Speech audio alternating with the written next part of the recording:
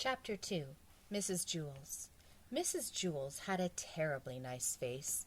She stood at the bottom of Wayside School and looked up. She was supposed to teach the class on the 30th story. The children on the 30th story were scared. They had never told anybody what had happened to Mrs. Gorf. They hadn't had a teacher for 3 days. They were afraid of what their new teacher would be like. They had heard she'd be a terribly nice teacher. They had never had a nice teacher. They were terribly afraid of nice teachers. Mrs. Jewls walked up the winding, creaking staircase to the 30th story.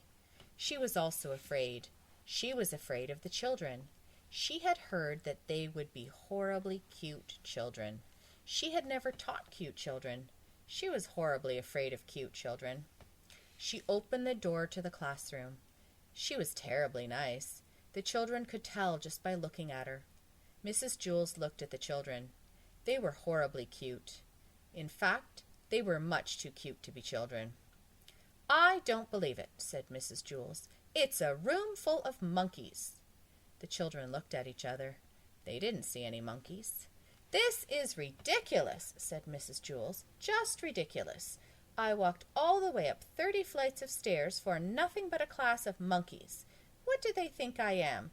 I'm a teacher, not a zookeeper." The children looked at her. They didn't know what to say. Todd scratched his head. "Oh, I'm sorry," said Mrs. Jewls. "Please don't get me wrong. I have nothing against monkeys. It is just that I was expecting children. I like monkeys. I really do. Why, I'm sure we can play all kinds of monkey games." "What are you talking about?" asked Todd.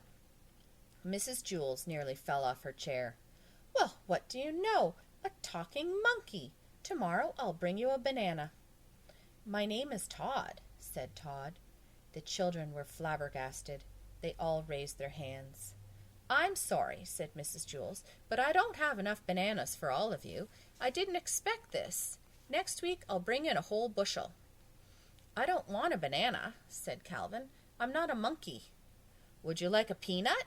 asked Mrs. Jewls. "I think I might have a bag of peanuts in my purse. Wait a second. Yes, here it is." "Thanks," said Calvin. Calvin liked peanuts. Allison stood up. "I'm not a monkey," she said. "I'm a girl. My name is Allison, and so is everybody else." Mrs. Jewls was shocked. "Do you mean to tell me that every monkey in here is named Allison?"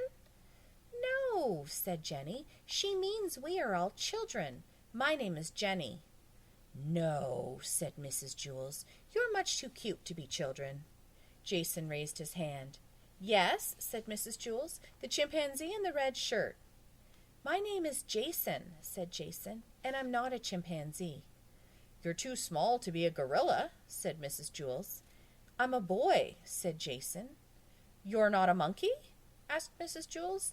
"No," said Jason.